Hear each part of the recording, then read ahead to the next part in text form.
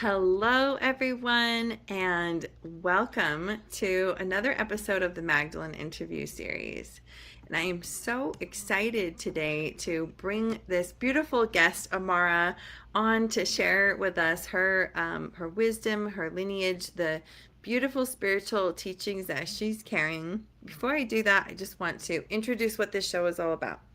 So I created the Magdalene interview series and Black Madonna Codes show to widen the conversation around the divine feminine and also to bring it to the ground, to bring it to our day-to-day lives where we have these living principles and where we get to ask like, okay, where do these really affect us in real time? And how are we being in relation to all these different spiritual traditions that seem to kind of merge in relation to divine feminine, or where I see this beautiful meeting place of the Black Madonna, this space where she may be cloaked as a different goddess depending on where she's coming from, and nevertheless kind of hidden in plain sight, which I think so many women today relate with. And so this is why we have the Magdalene interview series and Black Madonna Code show. This is all in conjunction with there's a retreat that I'm hosting to the south of France to go and connect with a Black Madonna there, Sarah Lacali, as well as many Magdalene sacred sites. That will be in May, and you can reach out to me if you have questions about that or want to join us, as well as the meeting place, which is a community for Black Madonna integrated leadership. And that's a space to not just hear these conversations, but come in to the community and be in these conversations with us. So without further ado, welcome, Amara. Will you please introduce yourself and tell us a little bit about like who you are and the work that you're doing in the world?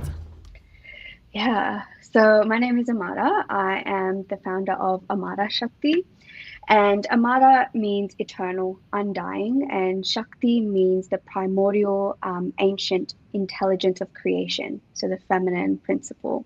And so together, Amara Shakti is the temple of the eternal feminine.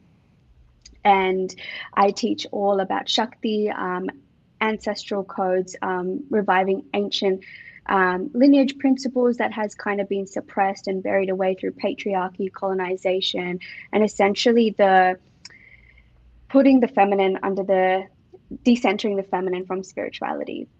And I kind of came onto this pathway through my own upbringing where I was grown up in a Hindu household and very religious. And everything we know about Hinduism, about Sanatan Dharma, is very Shakti centered because essentially everything, all of creation, all of humanity, all of the universal laws is the feminine is the center of that. And so me growing up in a very patriarchal and very suppressive household was the opposite of that. And so yeah, in Indian families, there's a lot of suppression of women. There's a lot of shaming. There's a lot of trauma. And as I was growing older, I started to have a lot of dreams and a lot of experiences with my kind of gateway into Shakti was the goddess Kali. And I remember when I was 15, I was going through a very transformational time in my life, and I started channeling Kali. And at the time, I was very scared. I didn't know what was going on. I had no experiences of this whatsoever. And This is like, wow. I mean, I'm just thinking for your first, like, kind of goddess energy to be channeling, that's like a force. it's definitely a force, but it's also like I understood later on that why so many of us, even women that aren't from you know these lineages of South Asian lineages, why they first kind of come face to face with Kali is because Kali is the gateway keeper of transformation, right? She's the one that rips down the veil, right? So many of us, for us, our awakening, for us to be anchored into our womb, we need to actually feel that rage and feel that fire that has been dimmed. And so Kali kind of comes in to reignite that. And at first, it feels scary and it feels, like we're losing touch of reality, but essentially, she's actually getting us back into reality. She's getting us back into the reality of the feminine. And this is why it's so jarring for us when we come face to face with Ma Kali, because it's everything that we've been taught not to be. Mm, And yeah. I remember when I was having these experiences, this was exactly what my family was telling me, like, don't evoke her, don't call upon her, just stay, try to stay happy, don't be angry. There was all this distortion that was being fed to me to suppress that Shakti back down. And it wasn't until I was much older and I got in touch with more elders in my family that knew this path, because channeling has always been part of my lineage. I've seen it in the Yeah. elders in my family. But it was very much, I've seen in my recent generations of my family, it's always been in the hands of men. So the Oh, priest, the like kind of priest principle, right? So the priestess or the women of the family have not really carried those codes for a while.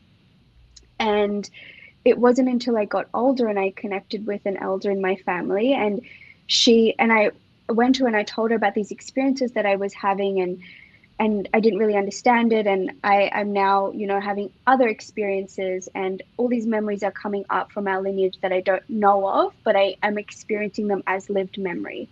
And she told me, and she kind of said, yeah, like we have priestesses in our lineages. My mother used to channel Kali, and her mother used to channel Kali, and then her mother, and da da da. But it's kind of been, through a lot of colonization and a lot of migration, we've kind of kept it into fear wrapped in control, and keeping women out of their spiritual practices and rituals. And it's just easier for men to just have the control of this very sacred ancient right. rituals. Right.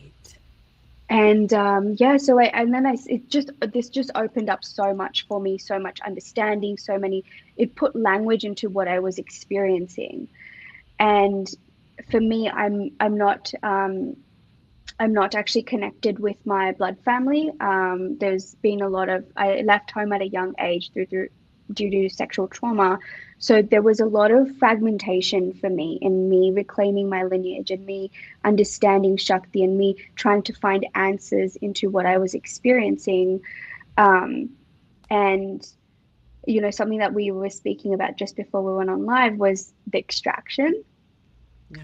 of spirituality, of the feminine. And for me, because I had experienced so much trauma and so much suppression and the patriarchal aspect of my culture and traditions, I ran the other way, where I was like, cool, I know how to channel, cool, I know that there's spiritual power, I know there's a higher being. Let me go through every other pathway except for my own lineage. Mm-hmm, So I mm-hmm. was like, okay, I'm gonna try being a shaman. I'm gonna try, I went to a Catholic high school, so I was trying to learn more about Mary Magdalene, and I was trying to go understand Goddess Isis, and everything felt um, disconnected. It wasn't resonant to me because Mm. it wasn't my path at that time. My path was me reclaiming these codes that are so potent, that are Shakti centered in my lineage, in my blood, that has been buried and kept away from me. Wow. Right. Well, and I think Yeah. how many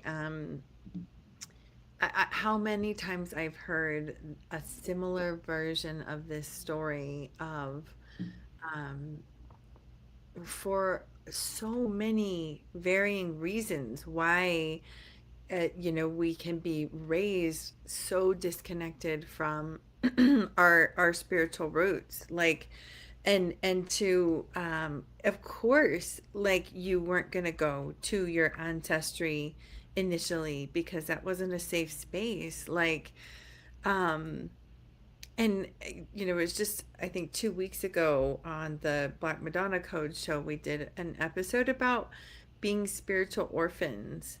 And Mm. like I really resonated with that, for and maybe still do a little bit as I'm still navigating my way to what is rooted, and what feels like the most authentic expression and relationship for me with my own spirituality. because of all of the things you said, and then you add layers of trauma, and then you add layers of, I'm not even connected to my family, or layers Mm. of, things like enslavement and oppression of being able to be an expression of your spiritual lineage. So, wow, you went to multiple different traditions before you came kind of home to this lineage. Yeah, I tried. I don't think I got very far with the other traditions, but simply because the doors were closed, because there was one door that was open for me, and that was where my ancestors were standing. That's where my guardians were standing, where Shakti is standing to call me back home. And so it makes sense now looking back that those doors were closed, and I just couldn't, just Yeah. banging my head on a wall that wasn't going to open for me. Um, yeah. You have, kind of drawing this distinction between consuming spiritual practices and then belonging to a living lineage. What do you think we've lost by approaching spirituality as like something to collect? Or, I said earlier before we went live, like I was in that space of like, I'm at a flea market and I'm just trying different spiritual tools, not even asking, where does this come from? Who's carrying this tradition? Is it even, am I even invited? There's so much of that. What do you feel Mhm. we've lost by approaching spirituality as something to collect? We've lost reverence and we've fragmented the feminine through this. Because if the center of many lineages and traditions and spirituality is the feminine, and we're actually fragmenting the feminine within us and the feminine outside of us, Mm, right? mm-hmm. Because the feminine cannot be extracted from, right? That's we're wounding the feminine in that way. And so what we think that we're connecting to is actually just a fragmentation, a distortion. And I've found this a lot in, for example, with a lot of, Westerners distorting Tantra and, you know, disconnecting it from lineage and from the many principles and just extracting the kind of sexuality aspect of it, that it's actually lost so much. It's lost the heart and womb of the practice. Mm, it's wow. lost it's lost the actual creation, the Shakti aspect of it, and the heart being the manifestation, the expression of what we create into this world. We've lost that. Mhm. What Tantra, the potential that Tantra brings us, we've lost that. And instead it's become very self-centered and become very distorted and very fragmented, and fragmenting our psyche, fragmenting our reality, fragmenting how we approach the land, how we approach earth, how we approach society. And I've never so, heard that yeah, about Tantra. I had no idea. I don't know a lot about it, but like that's thank you for sharing that. And maybe let's just, so we close the loop on this, like what is a better way to be in relationship with the divine feminine or these spiritual lineages, particularly like you and I, have both experienced where, you're like, oh, there's something more. I'm seeking spiritual depth. Like, what do we do? yeah, yeah. I'm such a big advocate on, before we go on this, like, um, you know, what I sometimes say, like being Dora the Explorer in the spiritual realms, I always, I always like to really suggest that we first connect back to where we've come from. Where is our lineage from? Where is the medicine in our lineage? Where is the feminine being severed in your own, your own lineage, your own background, and what connects you to the land through your ancestry? Yeah. Because that will open up such big doorways for you in so many ways that other lineages may not be able to. I am not against people learning cross cultures and cross traditions, of Sure. course, center Indigenous voices, but I am just really big on first reclaim that aspect of you that has been left behind somewhere, that has been severed somewhere in the line. Because if you come from a fragmented state, anything that you approach, it's not going to bring you back to your wholeness, Yeah. Yeah. Little, right? little like tastings that still leave you feeling like, wait, but there's something else. And I Yeah. see this, especially in the coaching industry nowadays, where it's like, um, just get another certification. And somehow we've done this now. We've like packaged up the ancient feminine practices from like things that it's crazy to me. I'm like, people have been through, how many thousands, sometimes years of oppression, carrying these Mm. things, and now we're slapping a certification on it. Um, but I see this a lot of this, like, I'll just get another certification, and now I have, Yeah. 50 different spiritual certifications.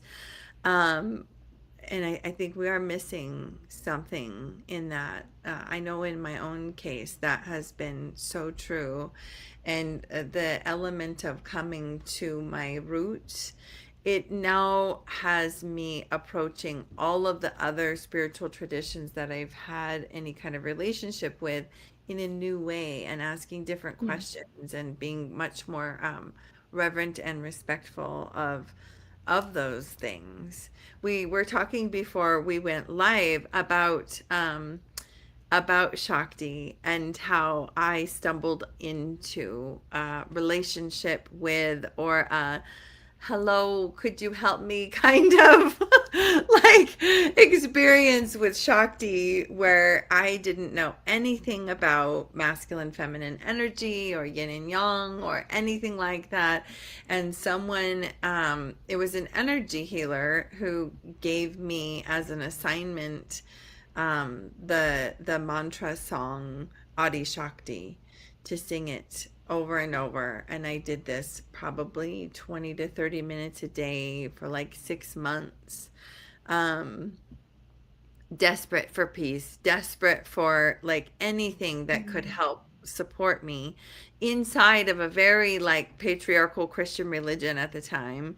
Um, but was like, I'm going to do this, I'll do anything. And how it changed me. Like, I came back into my body in a way that I couldn't before. I actually had PTSD at the time, and it allowed me to, you know find myself again. Like, I could not, I was so lost and so dark, and the lights were out for Yeah. me.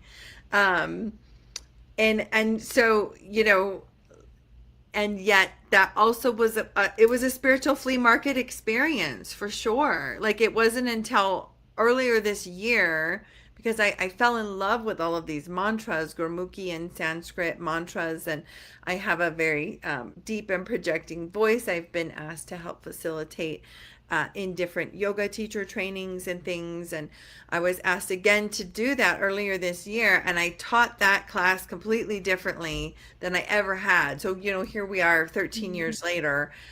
It was like, how do we be in right relationship? Most of the class was about how do we be in right relationship, and how do we teach from right relationship. And then here's a little bit about these mantras, and here's a little bit about, you can try them and you can experience them and stuff like that. But yeah, I'm just curious, like, what occurs for you when you are either hearing that story, or when you're also in your work teaching people to connect to their own ancient feminine wisdom and things like that through Shakti, if I'm understanding your work right. Is that right? Yeah, yeah. So I teach from the lens of Shakti, which is, the feminine principle, the ancient primordial creational force. And we, just to kind of explain how I teach as well. So I teach from the lens of Mahashakti. So Mahashakti is also known as the Hiranyagarbha, which means cosmic womb. And so it's known in Sanatan Dharma and in Hindu traditions that this cosmic womb is the center of all of creation. It's Mahashakti, which means great Shakti. And so from this cosmic womb comes consciousness manifests, and different archetypes manifest as doorways back into our whole. our wholeness, right? So we've got Kali, Durga, Shiva, Brahma, Vishnu, etc. The many deities and many archetypes, right? And so each archetype is allowing us to access deeper parts of ourselves, so as a doorway, so that we may return into our wholeness and return back to our eternal truth, which is Mahashakti, the Hiranyagarbha, the cosmic womb, right? And so I love teaching this is the most ancient principle. This is the most ancient principle, and you can use different language for this, right? Whether it's we're talking about Mary Magdalene or Goddess Isis, like it's always the feminine principle is at the center of it. Mm-hmm, mm-hmm. And so even if I don't have language for it, even if someone else doesn't have language for it, the way that I like to bring women back into their primordial ancient intelligence, and their lineage and their ancestry and all of this data and information and blueprint is by anchoring them into the womb. Mm-hmm. Because everything is born from the womb, everything that is imprinted, lifetimes, lineages, everything from the beginning of time is imprinted in our womb. And so whilst I use that modality, I use that the lens of Mahashakti and Shakti and archetypes, even if women aren't familiar with that, they still can access their own lineage. Or sometimes I've had, in containers, I've had women talk about Mary Magdalene, even though I wasn't very familiar with it, but it's their connection with Mary Magdalene or Christianity or whatever, word you want to use. And this is also the part of the aspect of spirituality that we've lost, because in our and this is why I say that we've fragmented the feminine, because in our search for more certificates, for more collectibles, for more spiritual jargon and woo-woo, big language and labels, we've lost the simplicity of womb. Right.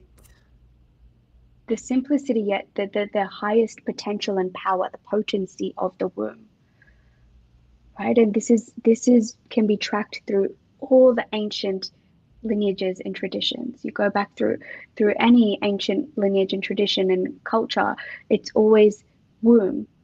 Yeah. Right? Every temple, even like Hindu temples, the way that the temples are built is representative of the gateway into the womb. Mm. Right? That's so beautiful. Well, I definitely Yeah. have like come into that knowing in my own body. You know, like hence like the vulva and the vagina being like such a sacred, because it's that entry place, and it's also the entry place for the children that I've given birth to. And it's like it's so amazing to me, and I feel like it's something that never stops giving. Like there's no figuring it out. Like, you learn something and it just continues to reveal more and more depth. Yeah. Yeah, wow. Well, this has been so beautiful. I'm so grateful that you've come on and been willing to share with us today. Um, Tell us a little bit about where some things that you're doing right now, how women can connect with you and with your work, and of course, we've got links in all the descriptions wherever you're watching this, whether it's Facebook, LinkedIn, YouTube, or Instagram. Please do go and connect with Amara. Did I say it right this time? Amara, yes. Amara. I like that you rolled the R. I had to. I was like, oh, I said it wrong the first time. So, but please, yeah, tell us what are you inviting women into right now? Yes. So I have two upcoming offerings. One is called Return of the Devdasi, which is all about learning the history and remembering the ancient temple priestesses of Hinduism, of Sanatan Dharma, and how these temple priestesses were central to spirituality, and how they used to not only channel, but be able to hold and transmit Shakti out into the world. And these women were really powerful and were central to community, to village, to rituals, to spirituality, and how we can bridge that into the modern world. So this is going to be a really powerful offering that I've got coming up on August 22nd. And then in September, we have a 15-day period in Sanatan Dharma named Mrityu Paksh, which is a time where the ancestral veil opens. And so during that time, it's very powerful to do offerings and rituals to release and detangle karmic knots, as well as to receive blessings. So I have an offering called Lineage, in which we'll do access our lineage and learn more, and also do offerings and rituals that is based in Vedic philosophy and wisdom. And yeah, other than that, I also do one-on-one work as well.